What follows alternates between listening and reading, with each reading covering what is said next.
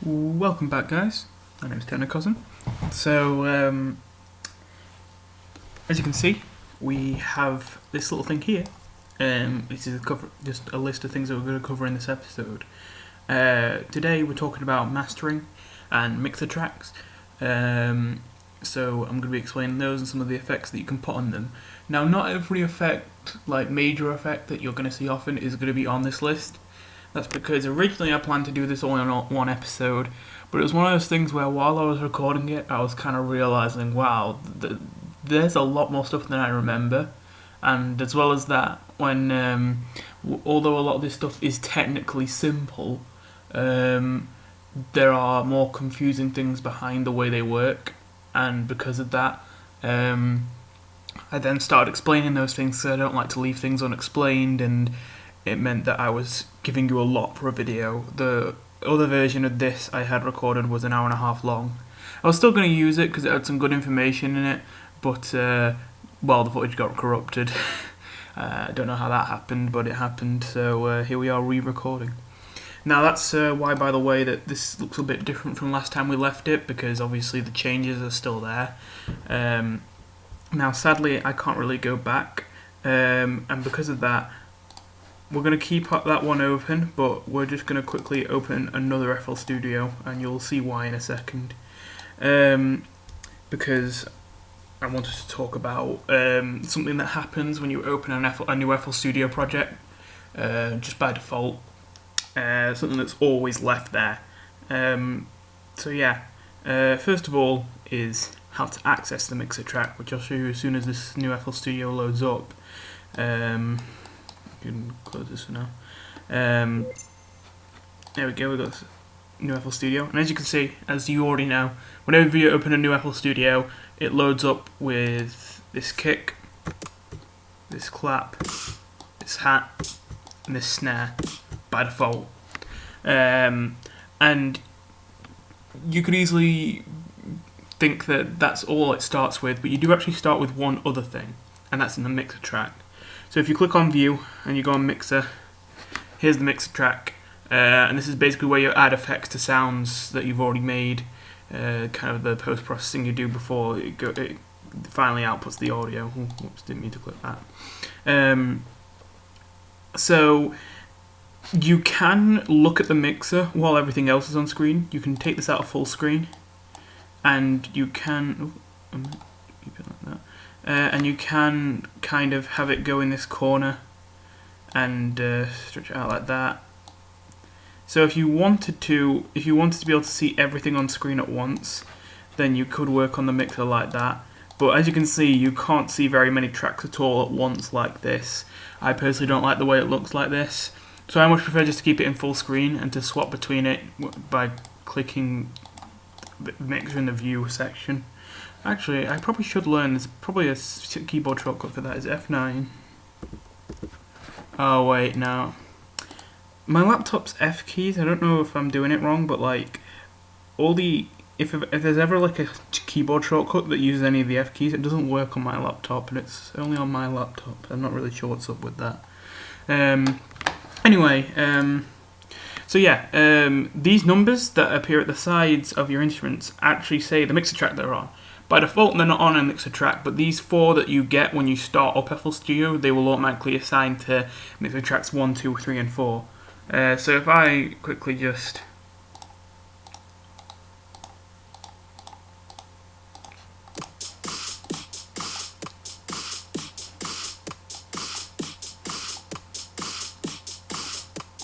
you can see that it's going through those tracks. Now, there's also this track at the side, the master track, which essentially you cannot hear anything unless it goes through this track. If you're making a sound and it doesn't go into this track, you won't hear it. Now, you may be a bit confused by that because we're just telling it to go into track 1 or track 2 or track 3, track 4. How's it going into the master? Well, once you create a track, you can also link it to other tracks like this. So I can just click this and now I'm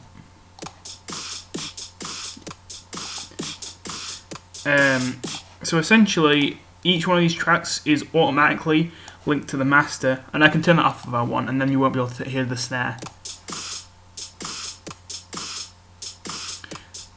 And if I then move the snare to have this route into track 7, which is connected to the master, you'll be able to hear it again.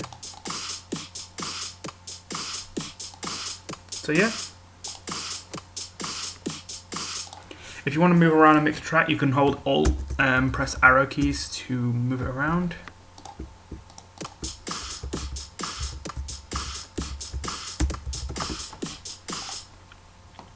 But there's something that I've kind of ignored, and that is that there is something here already in this brand new FL Studio. So whenever you open an FL Studio, you will have this on your master. It's called Fruity Limiter, and well, it won't really have an effect here because we don't have anything especially loud here. But essentially what it does is it sets a point and then it says, right, you can't have anything louder than that. So this is here in place on purpose because whenever you create noises, you got this kind of volume bar measuring them. And you can see these two little notches. And usually it's green, but once it gets past this notch, it goes yellow. Once it gets past that one, it goes red. Now, it's not inherently bad, but when it gets into the red is when to make it that loud, the sound's going to kind of get a bit messed up, and it's not going to be pleasant to listen to for an extended period of time. You're going to want it to not have it go into the red too much, but at the same time, you rarely want it to not go into the red at any point, because often you need it to go into the red at some points for your track to kind of pop and sound like it really, sticks out and is alive. Because I didn't know about this for the longest time, and having a Fruity Limiter automatically on here made all my tracks sound really flat and boring. Even if what I was doing in them wasn't that flat or boring, the Fruity Limiter really just made it sound dull. So you want to get rid of that. The problem is, if you completely get rid of it, then when things start getting loud, it's going to sound terrible. So, in fact, I should just make all this stuff loud so that you can see. Volume.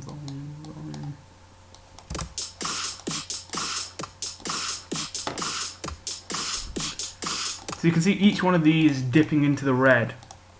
But nothing bad's happening yet because we have the Fruity Limiter here, so that in the master, when the audio comes out, it doesn't go past this point. You can see it just stops it right there, flat. So if I delete this now,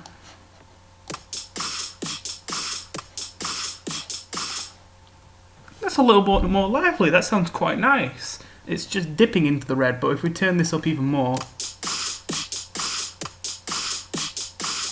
that isn't inherently bad, but that is actually starting to get a little bit, okay, maybe not that much. So these sounds aren't particularly loud, so even though we've turned them up, so it's not that bad, but with some sounds it's going to sound terrible like that. So generally on this master track, you don't want to put much on here, because as I say, anything you put on here will affect every single sound in the entire track, which is rarely going to be something you want to do anything drastic with. But one thing I will say that you should do is you put something like the Fruity Limiter there, but not the same as it, because, as I said, the Fruity Limiter makes it sound really flat. So this is where Maximus comes in, and I'm going to switch back to the project we already have now to demonstrate this, because I already did this in the last episode, but I placed this Maximus. By the way, this little thing here, this is where it is. You can select this effect called Fruity Notebook, and it doesn't actually do anything, it's just, a notebook. So yeah, this here is Maximus. It is what's called a multi-band compressor. Now, as you might notice on this notebook, it says that we cover compressors and multi-band compressors. And you might think, well, if multi-band compressors are more complicated, why are we starting with them? And they are more complicated, kind of, but they aren't much more complicated. And as well as that, Maximus is a compressor that visually shows you what it's doing, and the way you use it is actually very intuitive. So although technically it's more complex than Fruity Compressor, which we will go over later, Fruity Compressor doesn't give you any kind of visual feed. In fact, I'll quickly open it. I'm not going to talk about what it does yet, but I'll open it. This doesn't tell you what it does, really. You just have these knobs and you can mess around with them and see if you kind of get an idea what you're doing. It's not going to be very easy for me to tell you how this works and explain it to you unless I have this visual graph right here to explain it. So,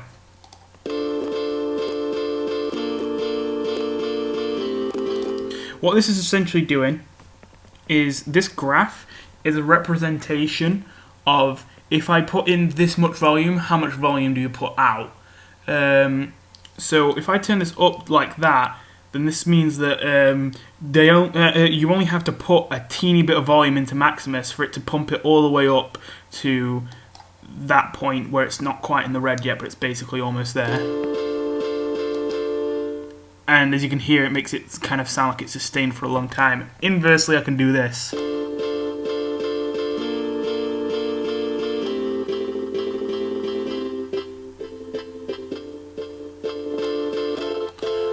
Now, of course, doing something that extreme isn't actually helpful or anything, but it just demonstrates the effect it has. So you can make it so that it's not necessarily a 1-to-1 ratio between if I put in 10 decibels, I get out 10 decibels.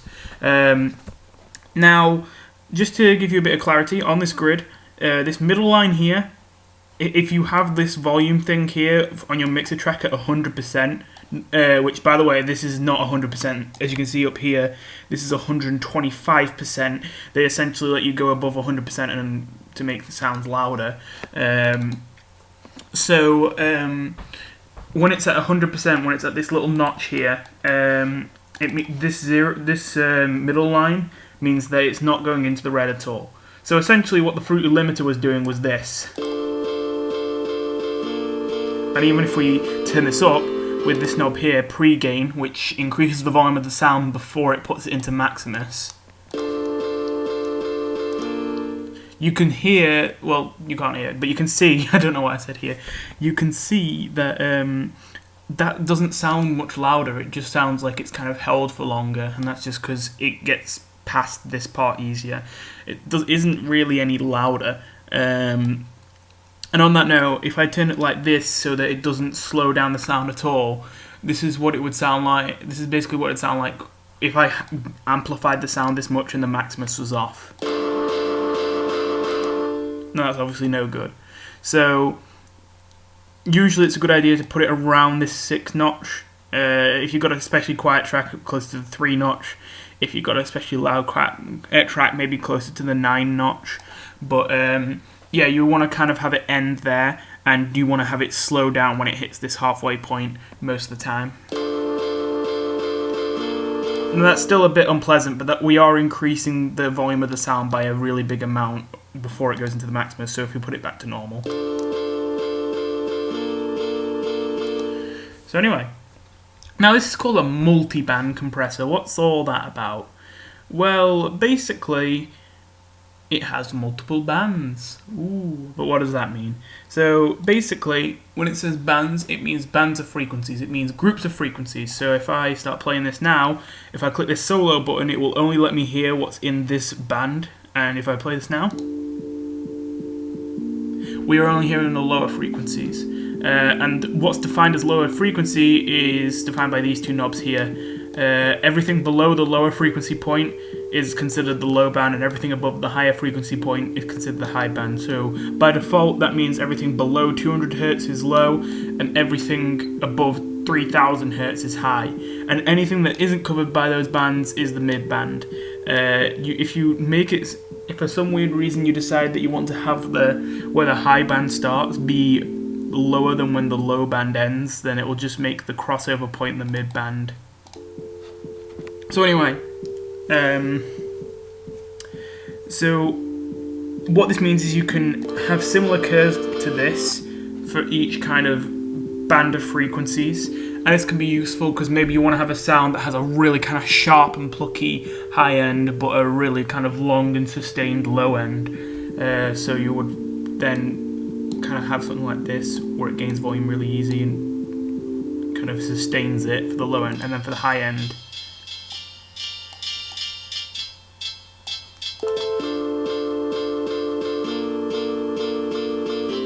and then maybe you want something in the middle for the mid.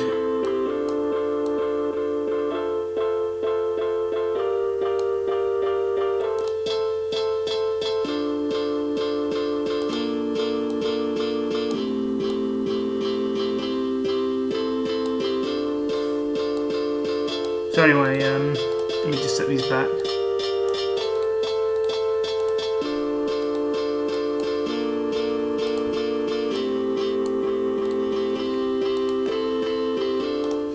So that's what Maximus is for. If you're putting a Maximus on the master, I would recommend that you don't do any of the multiband stuff. I would recommend only using the master compression and not using the mid and high and low compression. I think that you do want to use the other kind of bands of compression for sounds that are individual sounds, basically. But since this covers every single sound in the entire track, I would only do it a bit of compression on the master, and I wouldn't do much else. So anyway, what's our next thing on the list? I suppose I may as well talk about compressors now. To assign a sound to a mixer track, this is already assigned to a mixer track, but that's kind of not helpful for us because I need to teach you how to do that. So the easiest way is you can just change the number here, and now it's routed to track 1, track 2, whatever. And if you turn it below 1, then it's this, and it's not routed to anything. Which, by the way, one thing just to be aware of is that I said that anything that goes that doesn't go into the master track you can't hear. There is one exception to that. If you have a sound that doesn't go into any mixer tracks, you still can hear it, but it won't go into the master. So any effects you have on the master won't be applied to a sound that you have on no mixer tracks. So just be aware of that if you've got an important thing on the master to try and make things sound better. You essentially want everything to go into some kind of mixer track. Even if you don't need to place an effect on it, you probably still need to put it in a mixer track just to, you know, do the kind of same kind of compression you do on every other sound in the track by routing it into the master. Anyway, so if I click on that arrow and then click on route to free mixer track, that will also give it the first mixer track that isn't being used, obviously from left to right. Just be careful with that, because when I say the first mixer track that isn't being used, I mean the first mixer track that isn't being used. If you have a mixer track, like if you're organizing your things, for example, you might have a group of 4 tracks that before something goes into the master, it goes into one of those 4 tracks, and then it goes into the master, and maybe you're doing different things in each of those 4 tracks. And maybe you've got it nice and organized. If you right-click this, you can go on separator, and you can kind of box them out. So say these 4 tracks, every single one sound I create goes into one of these 4 tracks, and then from there goes into the master.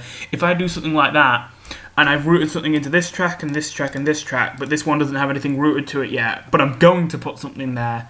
If I then try and add something new to the mixer by clicking add new mixer track, it will put the new sound in here and mess everything up. So just be careful about that. If you want to be cautious, you can just not use that and instead just use this to select mixer tracks, although I find it kind of annoying having to select it like this. In fact, can I like double click this and like, oh, double clicking it opens it in there, that's good to know, but can I like just type in a value? Do I just, I got a right click type value, but I mean, I suppose I can. I don't like manually kind of sliding up and down, not only because it can take longer, and it can be less precise, but also because every time you switch mixer tracks, if you've got a lot going on a mixer track, it might cause lag. If you're quickly putting it on one track and then move it to another track and then moving it to another track. So yeah. Anyway, getting to compressor. In fact, let's get rid of these.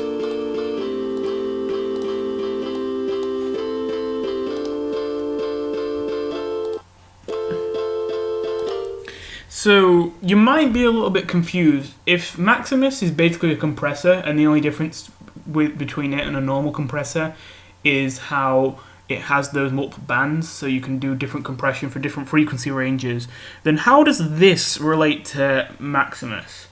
Well, did I say Patch last time? I hope I didn't. I meant Maximus if I did say that.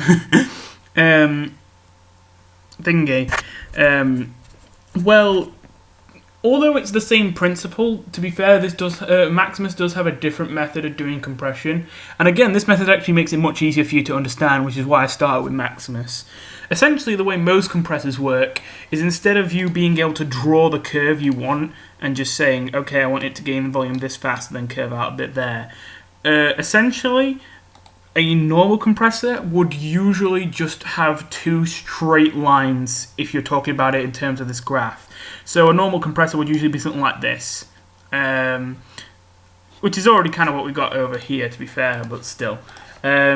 Basically what I'm getting... Oh, whoops, wrong track. basically what I'm getting at is that in a normal compressor, you wouldn't be able to do stuff like this. Like, obviously, you don't have much use for doing something like this, unless you're going for a purposely weird sound.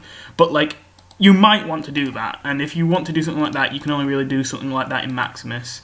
You can also only really do this curve stuff in Maximus unless you've got a compressor with some kind of special kind of parameters for that kind of stuff. But yeah, what happens with a compressor is you have a gain knob and you have a threshold and then you have ratio. These are the three important ones. Attack and release don't matter as much, and type, I'm not even 100% sure what this is all about, but I have an idea. So essentially, what a compressor does is, it has the gain knob, that's the simplest. You basically increase or decrease the volume of the sound going in by a certain amount. Usually increase, because you're going to reduce the volume of it with the threshold and the ratio. So you increase the volume with the gain, and then you have the threshold set a certain amount of volume that you say, okay, when it gets to that point, slow it down. I don't want it to gain volume as fast when it hits that point, because that's like, past that point it's too loud. And then the ratio is how much it slows down. So if this is 2 to 1, then that means that for every 2 decibels the sound, if it wasn't compressed, would have gained at that point, it only gains 1 decibel of volume. So yeah.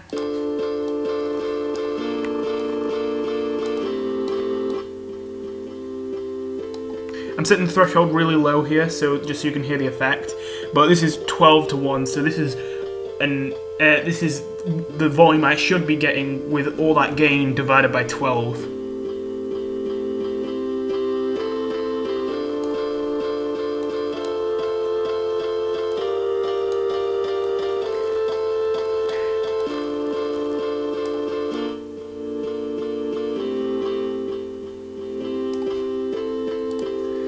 So, what's the purpose of this? Well, as you can kind of hear, in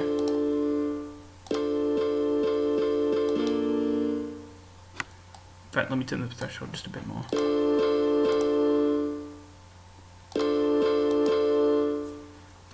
So, basically, by having it work like this, you make it so that the sound is much clearer, and as you can hear, it's held for longer in a way.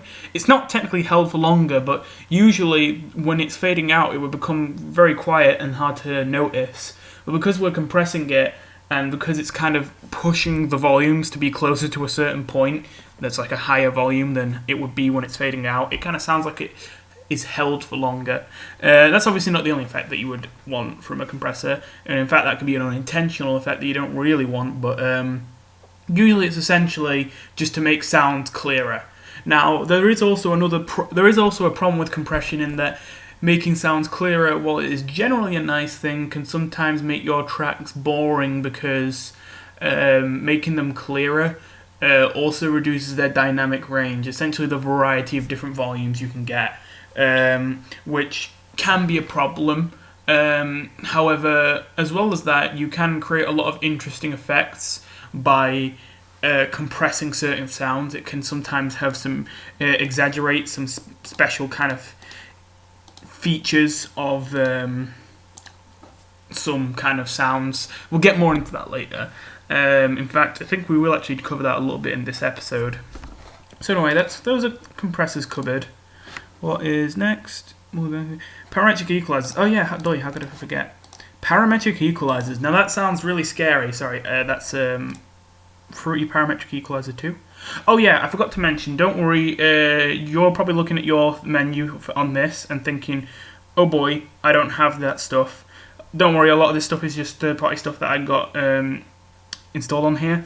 And as well as that, yours will probably look like this instead of what I have. If you want to have it what I have, you just go on Simple over here. Usually they put all the effects into their respective categories, which you may think, well, why wouldn't I want that? Well, to be honest, they added this later, and I'm just really used to finding effects in alphabetical order. And if you go on Simple, it just puts everything in alphabetical order, so I prefer to have it like this. The only problem with this is that there are a lot of fruity something effects, so around the F part it does get a bit confusing. But anyway, Fruity Parametric Equalizer. So essentially what we've got here is we've got a visual representation of the frequencies of the sound we're putting in here, and we can change the volume of it.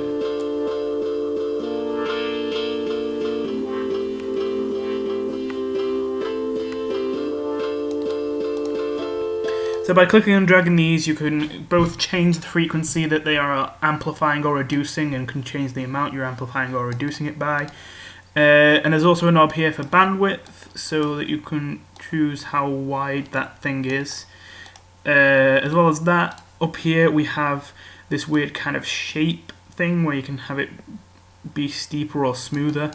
But usually you'll leave that on just the default. Yeah, most of this is pretty self-explanatory, to be honest. Oh yeah, that's just to get rid of these.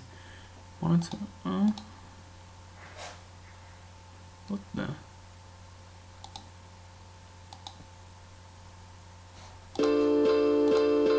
Oh right, okay, that's for that. I kind of missed this stuff when I was doing the video, recording the video last time. I kind of forgot this is here because I never really used this. I just want to be thorough. So yeah, this high quality knob just does oversampling. I don't really want to get into oversampling what oversampling is until the end of this video, so we'll return to this at the end. It's not that important at the moment though. So anyway, the one thing you might notice that's weird is the 1 and the 7 aren't the same as the others, whereas the others just change it at one point. These kind of slope it, and then everything before or after that will get affected by that amount. There's a reason for this. It's because if you go and right-click on these and go and type, there are different types of these, and most of these, the 2 to 6, are all what's called peaking, and the 1 and the 7 are a low shelf and a high shelf, and you can already see what they do. Just a little note as well, once for low shelves and high shelves, once you have the bandwidth get lower than 55%, it will actually start to have a volume increase even if you're decreasing it at the point at which it comes back up, and vice versa. So just be aware of that. I personally don't like that, and I usually keep this at above 55%. If you want this to drop down more sharply, the sharpest you can get it is setting this shape to steep 8. And, oh, is that curving at 55? I can't tell. Well, it shouldn't be. Either way, it's small. That's basically the quickest you can make it drop down without you causing the volume to get reduced or amplified at a certain point in an unintentional way. So anyway, then there's other modes, as you can see. You have a low pass and a high pass, which both follow the same rules as where if the bandwidth is super low, it will amplify that. It's kind of like resonance. And again, if you want it to just not have the amplification but end very sharply, this is the sharpest you can get it to end. So there's the low pass, there's the high pass. If you're wondering what the difference is, although you can probably see it, between a low shelf, high shelf, and a low pass and a high pass, it's that a shelf just reduces it by a set amount of volume, whereas a low pass and a high pass, I think it's for every octave that they go past that point that you say, in terms of frequencies, either going lower or higher, it will reduce it by a certain amount of decibels.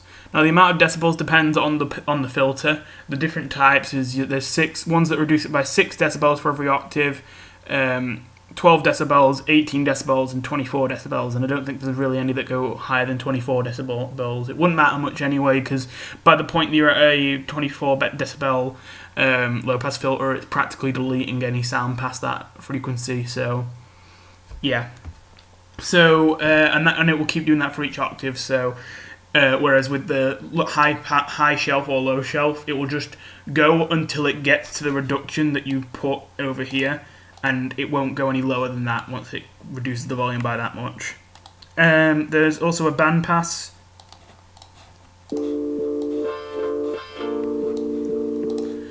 A band stop, which is the opposite of a band pass. I think I mentioned that before, but just double checking.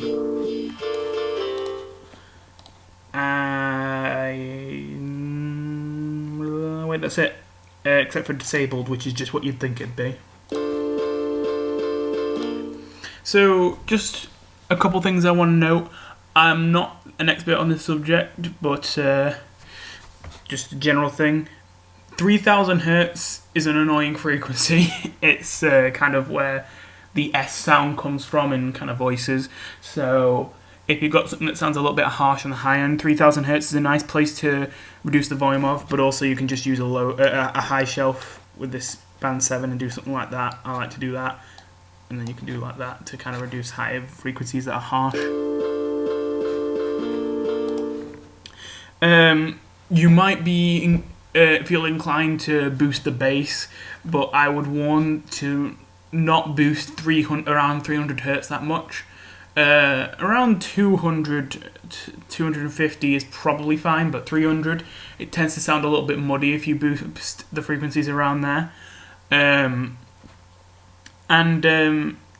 Frequencies below, I'd say 120 hertz are usually very low and kind of bassy, the kind of stuff you usually can't hear without headphones very well, but they are fine to boost in most cases. In fact, it can be quite good, because you know how I talked about earlier about the fundamental and all that with harmonics when we were talking about added synthesis. The fundamental will usually be around that frequency range of your sound, and if you boost the volume of your fundamental, it can make the tone of the sound more clear, like the note it's supposed to be playing. Like if you've got a sound that's really crazy and it's hard to tell the pitch of it, then boosting the fundamental can help. So yeah.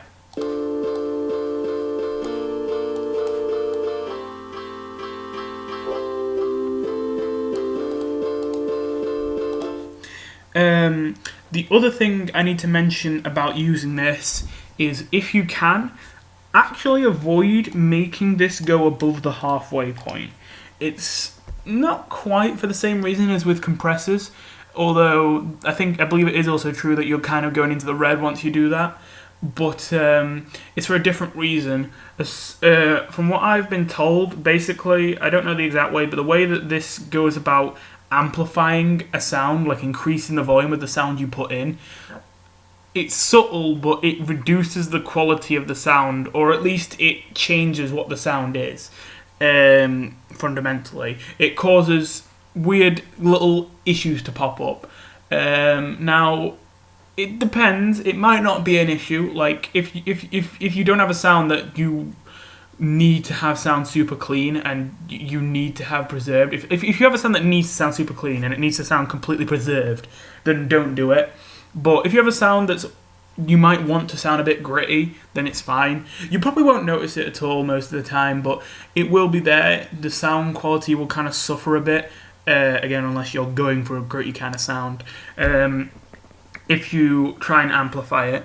Because basically, this probably is a bit weird to think about, but when you create a sound, you basically can't, in quotation marks, can't make it louder. You only ever really make it quieter. I mean, most volume knobs, 100% is just 0 decibels, because it's reducing the volume of what you put into it by 0 decibels. And, below that is minus decibels, because it's reducing the volume of it. It's mostly subtractive. You mostly have a source and then you reduce the volume of it. You don't really increase it. And if you are increasing it, you're probably doing something that fundamentally changes the sound to achieve that. And that can cause some issues sometimes. So, in general, if you can, it's better to feed a loud sound into an equalizer and take a lot away from it than to feed in a quiet sound and boost its volume using the equalizer.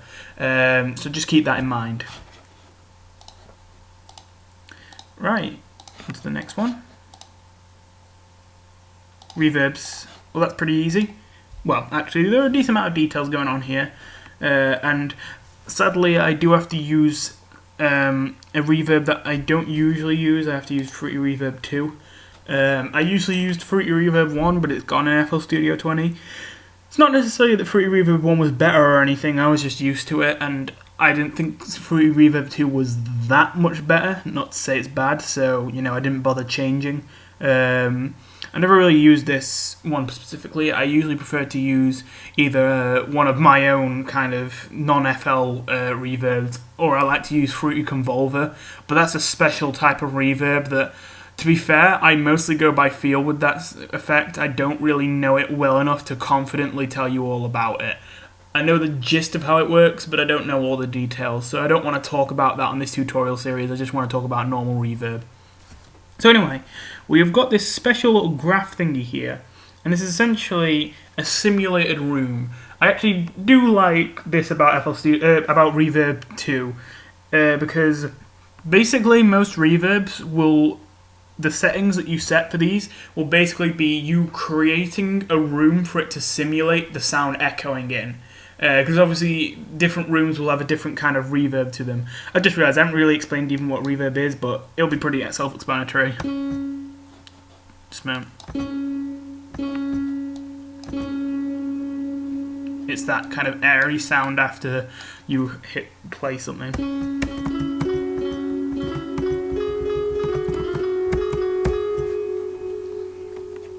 So yeah, so the first couple knobs is the high cut and the low cut. That's basically exactly what it sounds like. The high cut is frequencies above this point, cut them out. Low cut is frequencies below this point, cut them out. That's just so you can choose your frequency range for your reverb. By default, high cuts tend to be at 4,000 hertz because, as I mentioned before, 3,000 hertz is kind of where the not syllable, well, maybe syllable, but consonant comes from. And, well, that's usually something that, as I said, can sound a bit annoying. With a reverb, it makes sense because it's airy, it kind of hisses a bit. That's kind of how it's supposed to be, so, you know. Although you can cut it out if you want, like, for a normal reverb, you probably wouldn't want to. I actually don't know what it means by mid-side input. I have an idea.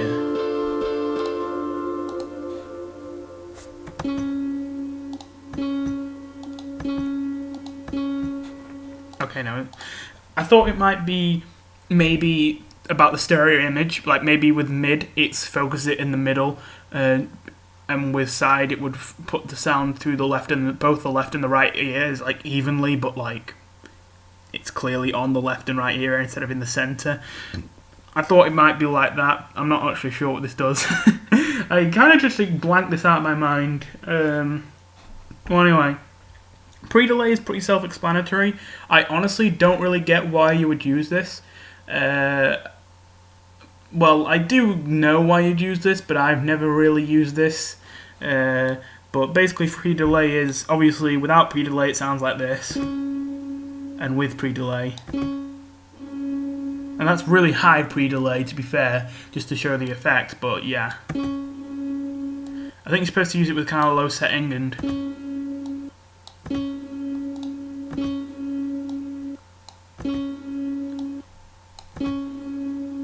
I think the idea is if you don't want the reverb to be happening at the same time as the sound that creates the reverb, because then maybe the reverb of the sound and the sound itself will clash a bit, you can use the pre-delay to fix that. But, oh, tempo-based pre-delay, I didn't even notice that. Well, that's nice. I actually went on a bit of a rant last time, well, not really much of a rant, but still, about reverbs, because they almost always tend to do all of their time-based things, like when you set how long a delay is or how long it takes to fade out, they always do it by seconds, and I personally would much prefer it if they did it by beats, because these effects can read the BPM of your track and then figure out how long to make themselves to fit into your BPM. So if you want it to echo for 4, well, not echo, but, you know, have a reverb that lasts 4 beats, technically it should be able to do that, but every single reverb plugin I see always uses seconds and milliseconds, and that doesn't work with your tempo unless you get out the calculator and spend an absurd amount of effort trying to make it all line up. So I am glad they have this, but it's kind of annoying it's for the pre-delay when I don't really care about the pre-delay. I care about it more on the decay, and this is skipping ahead a bit, but decay is so simple that I don't mind saying this. The decay is just how long it takes for the reverb to fade out. I actually turned this knob earlier because by default it was quite low. So as you can see, this is based on seconds, and again, I would really, again, if you look up here to see that it's based on seconds, but it's I think it would just be much better if it worked off on a basis of beats. I really don't know why they gave the pre-delay a tempo knob but not the decay. But anyway, there's size, which changes the size of the room. So if we have a smaller room, whereas if we have a larger room,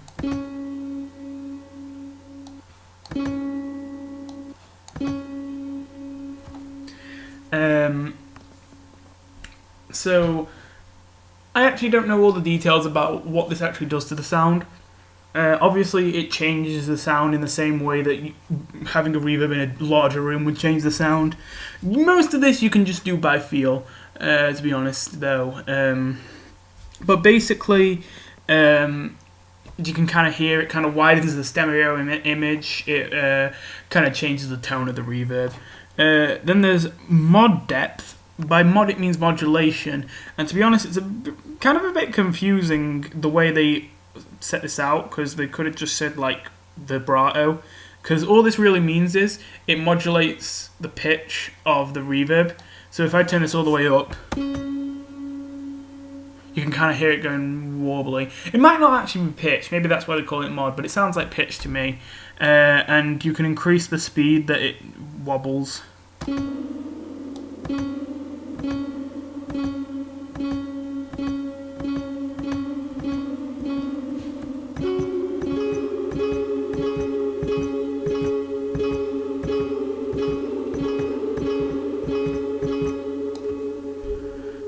And then there's diffusion. Well, you can kind of see what this does to the room over here. I just want to test something. No, that's not it. But yeah, diffusion kind of changes the amount of faces this room had, the amount of walls. And what's basically going on with that is that, as far as I'm aware, I think if with the lowest diffusion,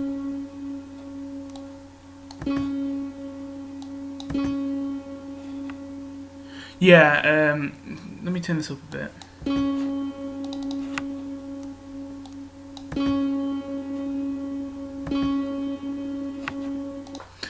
So can you hear kind of like a blip, blip, blip, blip, blip, blip? Man, that was so bad. But you can probably tell what I mean if you're listening closely. Basically, that is basically what reverb does. It feeds back the sound that you put into it lots of times really quickly and kind of adds this area effect to it. But it usually just sounds like just air, and you can't really make out much of the original sound because it creates a lot of copies of the original sound in a way. And if you have low diffusion, it creates less copies and it's more recognizable, the reverb part, as the original sound. Whereas you have more diffusion, it kind of becomes more airy and kind of, I say messy, but that doesn't mean that the sound is necessarily bad to be messy. Like, it's kind of a good thing that it's messy. It's kind of more of a clear, constant drone when you have high diffusion, and when you have lower diffusion, you can hear kind of little spiky bits in terms of volume. Like, it's less smooth when you have low diffusion.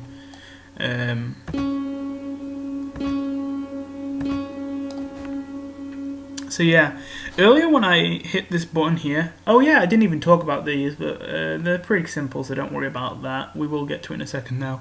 All I was doing is, I'm pretty sure there's some way, I swear I've seen it, there's some way that in Fruity Reverb 2, you can change the colour of the background of this simulated room. And I do know that some reverbs have what's called like a colour knob, and I think that's something to do with changing the kind of pitches that get emphasized in the reverb. And I can't see a colour knob in here, and I've tried all these knobs before, and none of them seem to change the colour of it. But I swear I've seen the background change colour. And all I was thinking is, in Maximus, if you disable Maximus and then go into the plugin, it does this weird animation thing where it just flows through the colours and looks pretty. And I thought maybe it was just one of those things. Which, by the way, if you've ever had this happen and you had no idea why it was happening, it's because your Maximus is disabled. That's happened to me a couple times. I've been like, wait, what the hell? I mean, this looks cool, but like, what's happened to my Maximus? It's not doing anything. God, what have I done? But yeah, I thought... So I'm actually still stumped on what's going on with that, because I swear you can change the colour of this background. But, and again, I don't know if that actually means that the sound has changed or not. But yeah. Anyway, let's get back to these knobs because there's a few left. There's crossover here, which I believe is you setting a point where frequencies below that point get fed into the bass multiplier over here, which obviously increases the volume of the lower frequencies. We've already talked about the decay knob, and then there's the damp knob. Now, this is actually quite nice. Essentially, dampening is a nice effect in reverb where usually in a reverb, this is what, okay, we'll turn the dampening off. When it's at full, it's off. Now, that sounds fine, but you might find that you don't like how high pitched that is. But you don't want to necessarily use an EQ to get rid of the high pitches. You just don't want the high pitches to last as long. That's where dampening comes in. If we turn this all the way down, you can probably not tell that much because it is very quick on the lowest dampening setting. But all the higher frequencies were still there. They just petered out much, much quicker. So yeah. This is essentially you setting a frequency range, and then anything above that range, I believe it's kind of a smooth curve instead of like a snap to like a lower decay. But anything above that range, it will kind of have a lower decay time than the rest of the frequencies. So yeah, then there's just the dry level, which is the original sound that you put into it. This is actually a good thing to point out. With effects, almost all effects will have some mention of dry or wet. Dry just means that it sounds like the original sound. The dry input is what is the original sound you put into it, and the wet input output is the affected sound that you put in. If a sound is very wet, it means there's a lot of effects on it. So if I turn off the dry, you can only hear the reverb. And if I turn off down the wet, you can't hear the reverb at all. As for this early reflection level, all I think this is I think it increases the volume of the reverb early on. And I think that's basically it.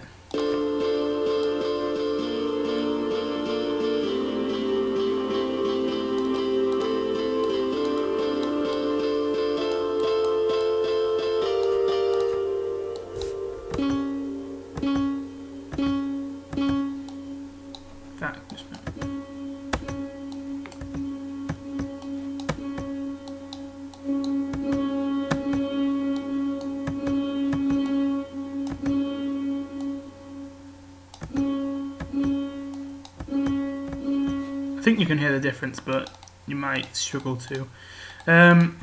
So anyway, yeah. So that's what all of these do. I wouldn't recommend, again, putting these above 100% because it's the same deal where if you're trying to increase the volume of a sound using an effect, you're probably going to mess with what the original sound is.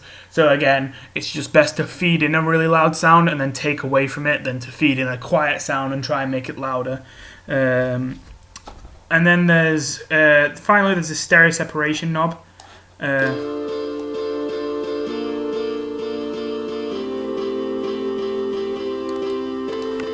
I'm going to be honest, I don't have my headphones on right now, so I can't, and I don't know off the top of my head what this is, but I believe one of those options kind of converges the reverb closer to the center, while the other one converges it outwards closer to the left and right ears. But it keeps it so that both ears are balanced. So anyway, oh yeah, speaking of that, we do have some other knobs over here that I kind of brush past because I don't really ever use them. But this stereo separation knob is the same idea. If it's merged, it's close to the center. If it's separated, it kind of goes further outward. Swap left and right channels is just what it sounds like. As far as I'm aware, I've actually never used it ever, but I presume it's just what it sounds like. The left ear becomes the right ear, and the right ear becomes the left ear for this sound. And reverse polarity, I believe, is the same thing that we did earlier when I was showing you about phase cancellation, and I recorded that sine wave, and then I made a copy of it that had that went down whenever the other one went up, and vice versa. That was me reversing its polarity. So this is something very niche. Again, I've never used this, but I think this is something you just use that's very niche in case you want to phase cancel two sounds together and see what you get. Because again, reversing the polarity of a sound won't change how it sounds except it might change how it sounds in relation to another sound, which is kind of weird to think about, but that's just how it works. So yeah, so that's reverb covered. No, there's not much more, is there? There's delay and distortion. Okay, but distortion's probably going to take a bit. So delay is similar to reverb, but it's better. It's not objectively better, but I prefer it. It's an echo. I'm actually really annoyed that these things are called delays, because for the longest time I never touched these, because I thought, why the hell would you want an effect that just delays the sound? Because I thought it was quite literally, you put in the time here, like 3 beats, and then when you play the sound, it takes 3 beats for it to make the sound that you put in. And I thought, why would you want that? But I didn't think that I was wrong about that, because there are just so many plugins that seem so useless in FL Studio. And to be fair, as harsh as this is, it is really a situation of, you're going to use 20% of these all the time and 80% of these never. So I kind of thought this is just one of those ones I'm going to use never. But apparently not. So yeah, I would recommend, by the way, having this time set to 3 beats. I mean, definitely try out like different things, but just in general, especially for 4/4 time, which usually you're going to be making your pieces in 4/4 time, having a 3-beat echo just sounds the best. Yeah. This right here, Fruity Delay 3, out of all the delays, I chose this one because Fruity Delay 3, I love it. It's amazing. I just realised there isn't a Fruity Delay 1. I don't know how long that's been gone. I don't even remember what it was like, but I imagine it was a lot like Fruity Reverb 1. Oh yeah, I didn't actually mention what Fruity Reverb 1 was like, but basically it was like Fruity Compressor. If I get that up, it was like this. It was just a bunch of knobs. But anyway, so yeah, this is saying, okay, how much of the input do you want to feed into this? Which might seem like a bit of a weird thing. I think this is mostly here for. Okay, so let me explain for a second. This is weird because there's also this knob here that changes, okay, how much of the affected input do you want to, the affected sound do you want to hear? And since this is changing how much we put in the sound to be affected, those are basically the same thing. They're going to sound exactly the same. So why is it like this? I think the reason why they have this here is because sometimes you want a sound that only has an echo on one note. Like you might have a big chord and you might want it to echo for that one chord but nothing else. Now, the problem with doing it with this is because you're only controlling the volume of the affected sound that comes out. That means that technically the echo is still there for all the other notes you play. It's just you've muted it. And then for the last chord, if you suddenly turn the echo on, although obviously the loudest echo will be the chord you just played, the notes from before, you'll still be able to hear those echoes, and that can sound really bad and kind of muddy if like the notes from before don't echo, and then suddenly you hear the ends of their echoes, especially if you want to put a big emphasis on that chord. So by changing this slider, you're instead controlling how much is being put in the first place, which means that if you have it set to 0 for those first few notes, it's not like it is echoing, you just got the echo set to 0 volume. It's not even echoing in the first place because it's not even putting the sound to begin with into the effect. And then you can turn it up to 100 for that last chord, and you won't be able to hear the echoes from the earlier notes, and that chord will echo. And also, if you turn it back down quickly, then if you play another note, that note won't echo, and it won't get rid of the other chord's echo by doing that.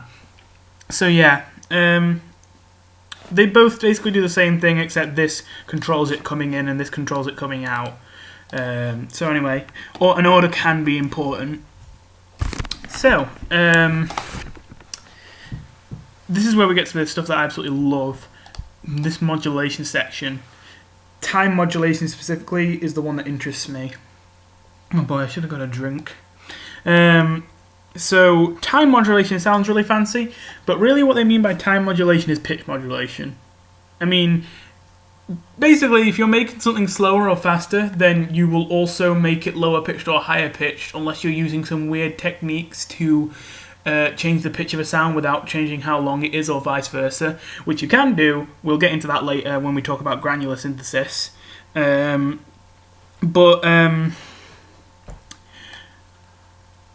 you're just quite literally saying, okay, I'm going to make the sound tape longer, then you're also going to make it lower pitched, and if you make it higher, you're going to make it faster. So time modulation is essentially like pitch modulation, which means that the sound becomes more detuned with each echo, which sounds pretty cool. This rate thing here changes the basically you have to kind of imagine, a sine wave, like how it goes up and down in that kind of curve shape. You got to kind of imagine an invisible sine wave here that's constantly going up and down, and the amount by which it modulates the time is basically where that sine wave is. If it's moving down, it will slow it down. If it's moving up, it will speed it up.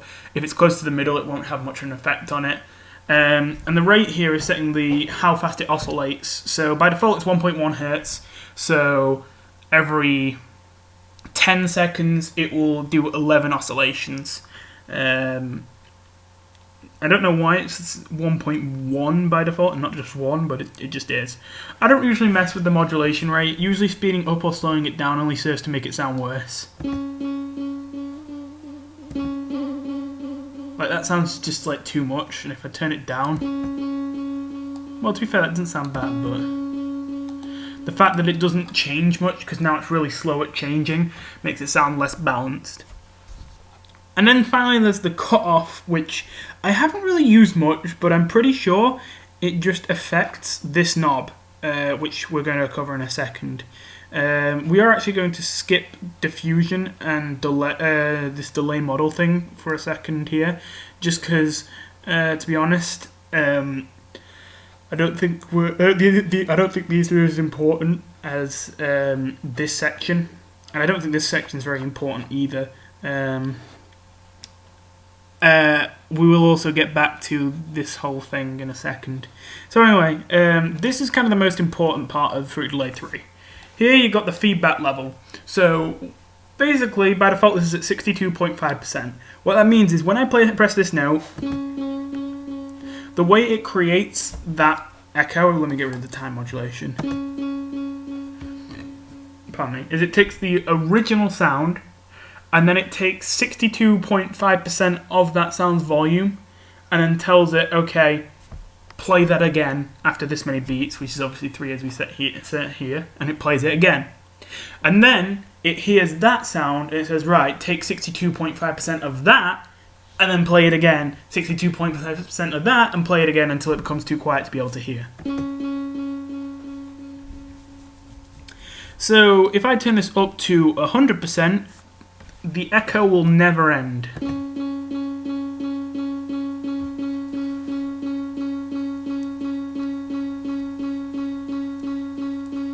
And in fact, if I were crazy enough to put it above 100%, I would quickly regret my decision.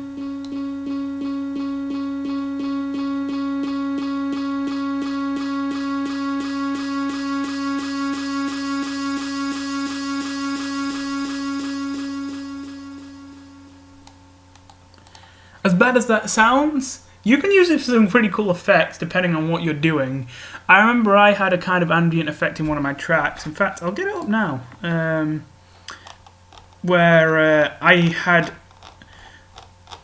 I played a sound that you couldn't hear, and then I had it echo over and over and over, and I had each echo gets progressively louder until at a point where I turned off the echo. And it was an interesting transition effect.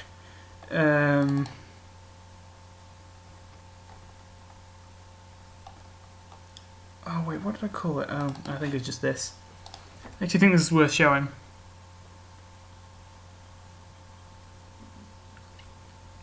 So, it's not at the very beginning. I'm going to have to skip ahead a little bit, but it's not very long, this track.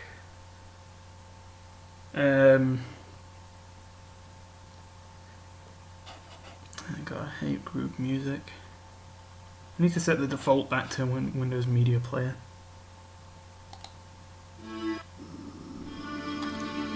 So if you listen,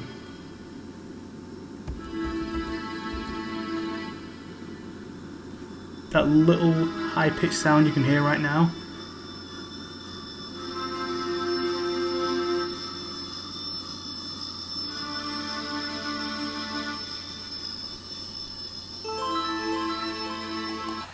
So that kind of fading in high-pitched sound, I used that with a delay where the level was above 100%, and then I brought it back down. So as well as that, there's then the cut-off knob right here. So there's actually a low-pass, high-pass, and band-pass right here, and you can set a cut-off point for it and have those different types of filters be applied to the echo.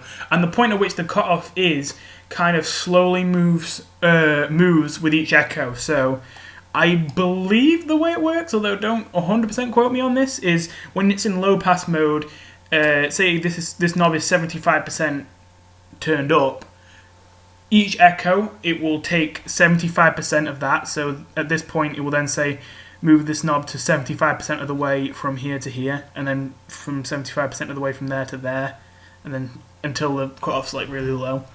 High pass works the inverse. It would obviously go upwards, and band pass, I think, goes towards the center. You see, that's the only thing that makes me a bit unsure, because that sounds a bit weird to me, but at the same time, that's what makes the most sense.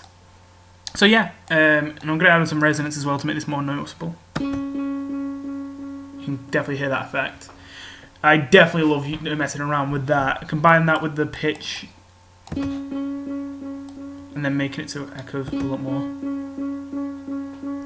But that's not the coolest part. Over here, you can change the sample rate and the bits. So sample rate is something we're going to be talking a bit more about in a second. In fact, that thing we mentioned a while ago about oversampling is to do with sample rate. In fact, I think we're going to introduce this concept now instead of waiting until we get into distortion, because I think I need to talk about this concept for you to really get why changing the sample rate can be cool. So things are about to get a bit confusing, so hold on, but also don't worry if you don't fully get this, because most of this is just I'm explaining why this happens, and if you don't understand why this happens, it's fine, as long as you understand that this happens. Basically, your sample rate, you can find it if you go into options. Any of these 5 is fine, because then no matter which one you click, you open this menu and then you just go into audio. Well, technically you can just go in audio settings and it will take you directly there, but you know, I just can't be bothered to get it right. But this right here is your sample rate. Now, I will also say, I don't remember if this is the thing, but be careful about changing this, because I know that some settings in this menu, especially to do with this kind of stuff, if you change one of the settings, it will force you to restart FL Studio, and if you haven't saved, you're going to lose it. So be careful about that. But by default, the sample rate is 44,100 Hz. Now, the sample rate basically means that this program will check what volume your track is at 44,100 times a second.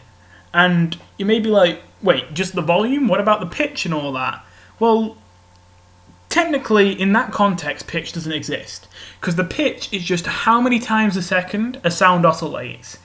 And if you're looking at only one moment in time, in this case, 1/44,100th of a second, all there is in that moment is volume. There isn't pitch yet until you have a collection of samples, and you can see, so in the space of 1 second, it went up and down 500 times. At that point, when you're talking about just one sample, there's no pitch, it's just volume. So, essentially, for you to be able to hear a sound and for it to be accurate to what it should be, the sample rate that you use to create that, and you made that sound in, the sample rate needs to be, at the very least, double the frequency of the sound that you're sampling. The reason for that is, for you to be able to tell it's oscillating, you have to be able to measure that it goes down and then it goes up, or vice versa, up and then down. Which obviously takes 2 samples. If you have a sound that is exactly the frequency of the sample rate, like perfectly dead on, that means that it will always measure it to be the exact same volume, which you might think, well, what if that volume's like maximum volume on the top or the bottom, shouldn't you be able to hear that? Now here's actually something that's really weird. No, you can't hear that, even if it is maximum volume. And I know that probably sounds really weird, but you've got to remember that we as humans can only hear frequencies that are so low or so high. And at that point, you would have something that is essentially 0 hertz, and we can't hear 0 hertz. So, yeah, it would actually be completely unhearable. So if you had a sound that was exactly the same frequency as the sample rate, and it was just the same wave each time, you would not be able to hear it, even if it was at maximum volume. So yeah, once you start getting above the creating sounds that are above half the frequency of the sample rate, you start getting your sounds messed up. So your obvious reaction to that might be, oh well, go on then, turn it all the way up, turn it up to 192,000 hertz. Like, I don't want my sounds to get messed up. But here's the thing: you don't really have to worry about sample rate most of the time, because 44,100 hertz is a lot. Most humans can't hear hit past 20,000 hertz, and only a few can hear about up to 22,000 hertz. So 44,100 hertz is set as the default for a very good reason. It's because, well, that there aren't many people who will be able to hear anything past that point anyway, like past half of that point, because again, that's how Nyquist works. So really, the only sounds that will be messed up by this are sounds that would be too high-pitched to be heard by us anyway. Except, not entirely. Because I mentioned before that the sounds become, like, the way they're measured becomes inaccurate once they get past that frequency. Well, if they become inaccurately measured, they can actually have their frequency be reduced when you've increased it.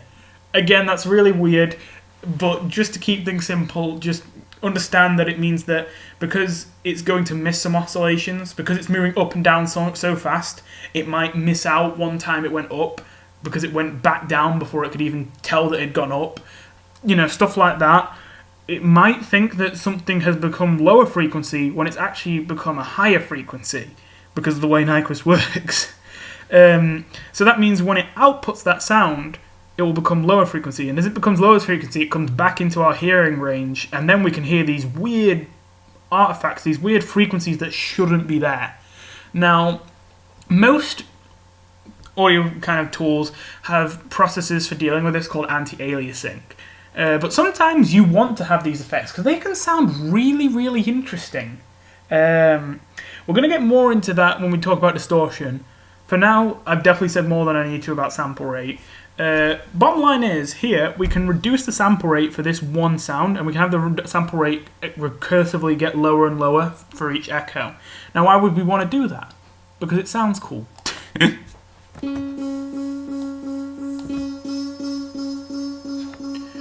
It kind of sounds almost higher pitch, which is weird, because we're reducing kind of the pitch that we're reducing...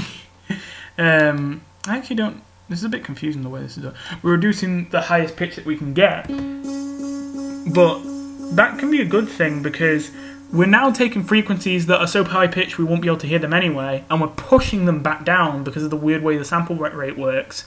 And it actually kind of puts an emphasis around the frequency range that we put the sample rate at.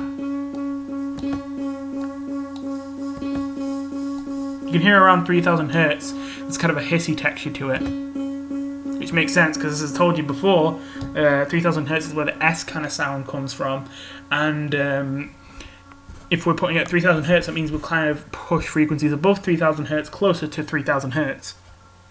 So yeah, you might think if you want to have something sound 8 or 16-bit, you would rather use the bits knob, but actually this is not that useful in my experience. I'm 99% sure that the bit knob is talking about bit depth, which is essentially how many different volumes can a sample be. Because if you only have one bit to represent something, then it can only be 0 or 1 volume, and 1 volume means maximum. So obviously that's not great for dynamic range. Then if you have 2 bits, you have a bit more variety, and so on. So the idea with the bits is you turn them down and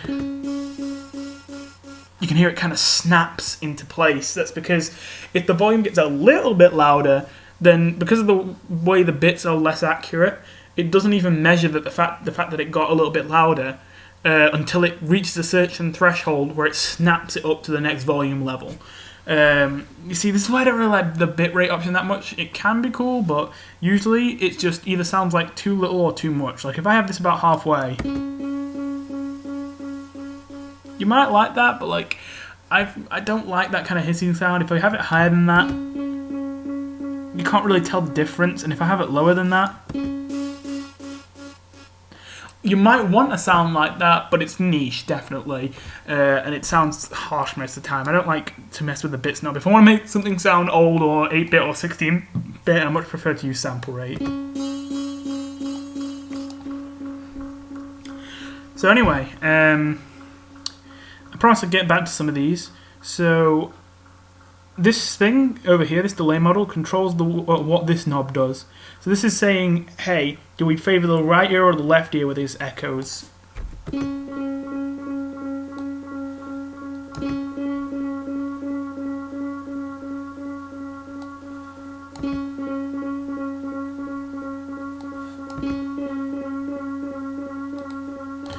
is actually not what I thought it was, because I almost always use ping-pong panning, which we'll get into in a second.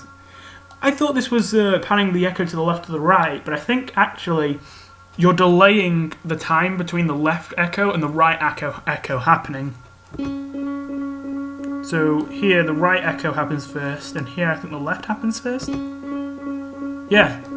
Huh, that's weird. Time smooth.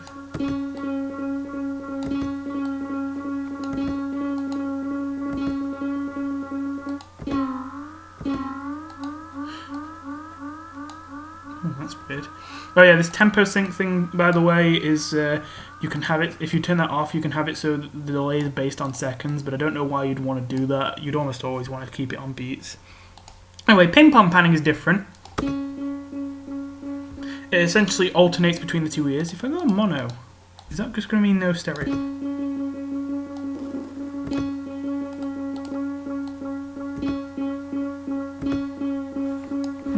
That's weird. Well, anyway. So I don't think there is actually an option to just make the echoes go further into one ear or the other and constantly go on that one ear. Which is fine, because I don't usually do that. I usually just prefer to use ping-pong panning. But I always thought that the stereo option did that. I guess I was wrong. And this is just controlling how far to the left and right it can go. So what haven't we covered? There's diffusion. Well, we already kind of covered diffusion. I don't really know much else about it. I don't know all the details, but I think it's the same kind of principle as with reverb, where it kind of breaks it up. There's this feedback distortion thing. I'm going to talk about distortion in a second. Personally, I don't really ever use this at all. I don't think this is a very good distorter, and I don't think you really want to distort your delays most of the time anyway. And tone, I just realised I don't even think I know what this is.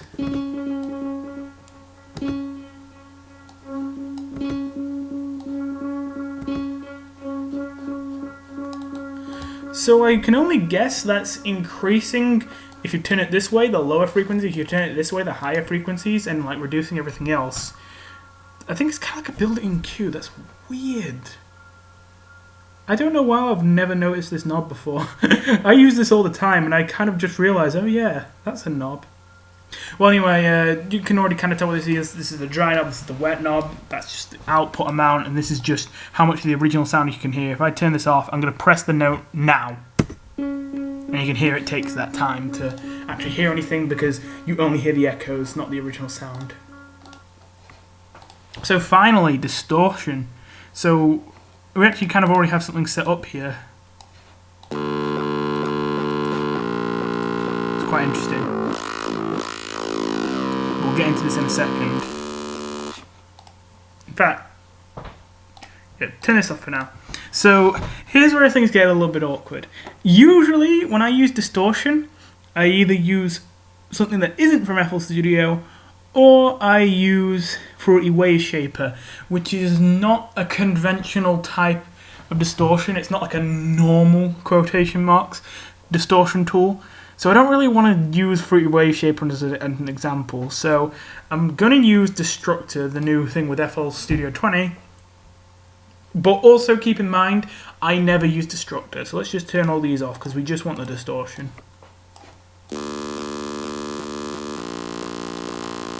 In fact, first I should let you know that this is what it sounds like normally. This is just a saw wave, by the way. Well, actually, is there anything happening to it? No.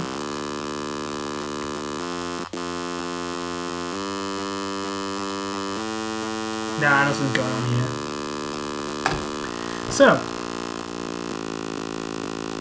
there are different modes of distortion here, but I want to start off with the soft clipper.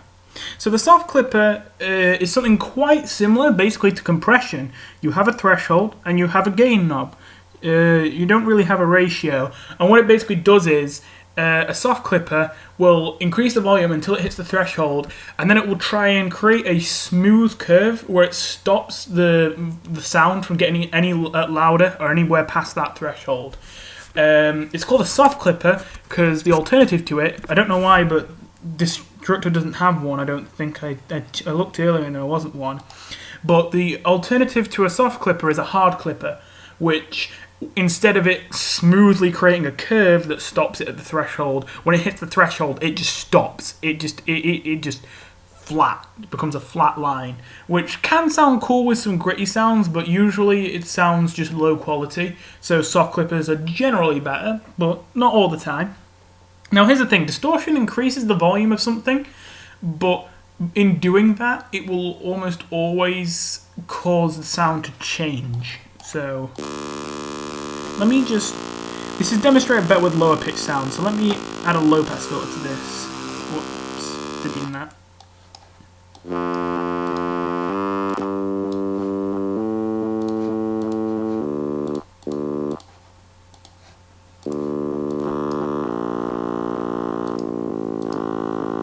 can kind of hear that when I turn the distorter on, the soft clipper, that it makes it sound kind of higher pitched.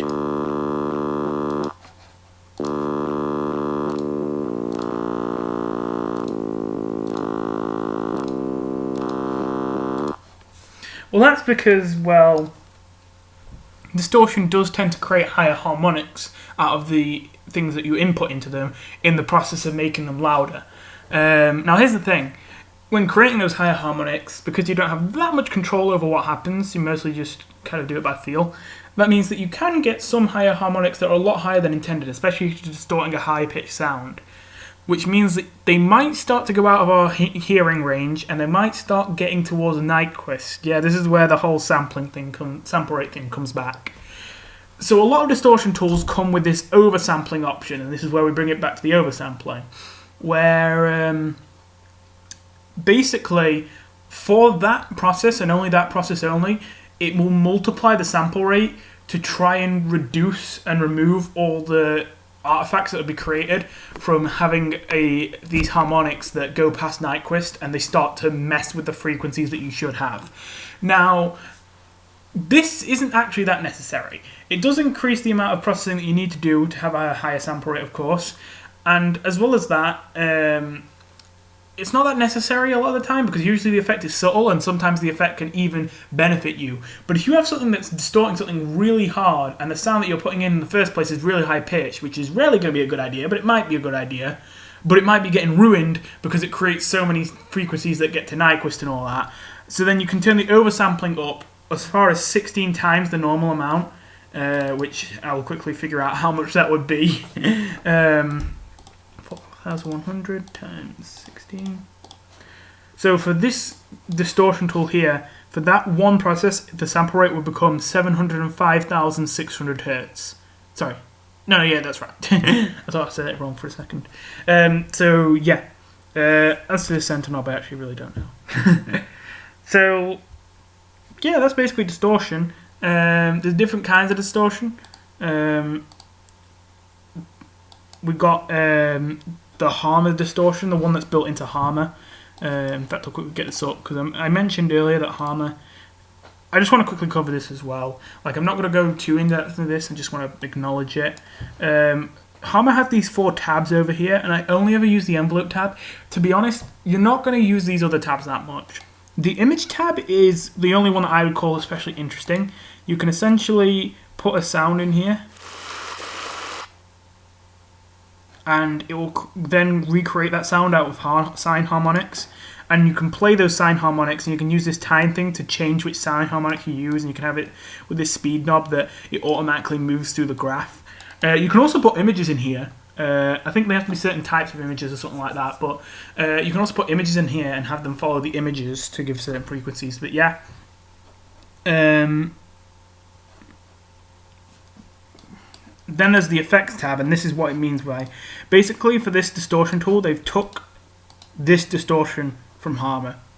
But this is all just effects that you can get in the mixer channel. They just have it built into Harmor as well.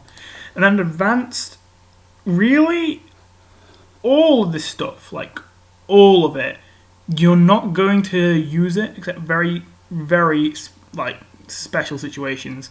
The ones you're most likely to use are ramping time, which I believe that is that basically every synth has this in there somewhere, where just to make it so the sounds sound like they're natural, even if you want them to be sharp, there will be a couple milliseconds of fade-in time for the sound. They won't suddenly pop to the volume you tell it to. So I think by default this was at 3 milliseconds earlier. So that means whenever you play a note in Harmor, unless you turn this knob down to 0, even if you got it so that it starts at full volume, it will take 3 milliseconds to reach full volume. So yeah, that's one of the ones you might change if you want something super sharp.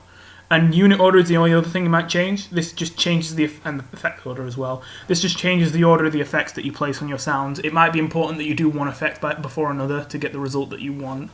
The rest of these, all I would just say I wouldn't use them. At least I don't know why you would use them, per se. So no, this is kind of a different type of distortion, but it's mostly the same kind of idea. You got the preamp is just kind of like the gain. The dry mix is the sound before distortion, the wet volume is the sound after distortion.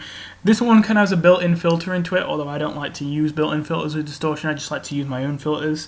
And asymmetry, I actually could not quite figure out what this was, because there is this thing called asymmetric distortion, but I'm not sure if this is actually asymmetric distortion, because it doesn't sound like it.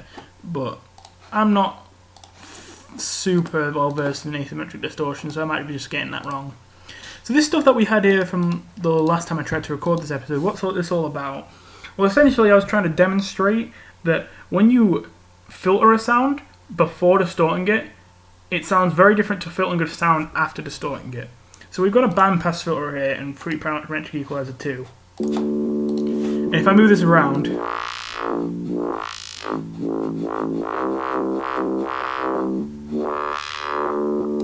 sounds like that.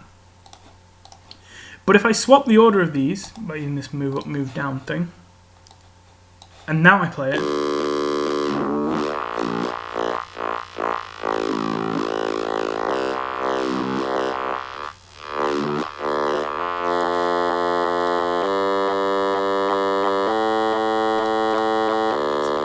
so you can tell that those two sounds are different, and essentially it's because of what I mentioned earlier about how distortion creates higher harmonics. So before, if I put this after the distortion, then the higher harmonics that are created from the distortion gets filtered out, whereas if I put it before distortion, it creates higher harmonics based off of what we've given it, this, which is this frequency range, which means that we kind of get these new harmonics outside of this band that we've created, which can actually be a good thing in a lot of cases. I mean, I personally think it sounds better to filter before distortion in almost every case.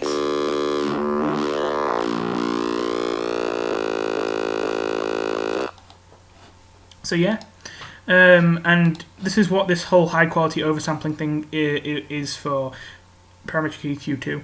I don't know why, I don't know how much the oversampling is because it doesn't say, but I think this is because, again, I'm not entirely sure, but I think, you know how I mentioned earlier how if you increase the volume of a sound using parametric equalizer, you're technically kind of changing the sound.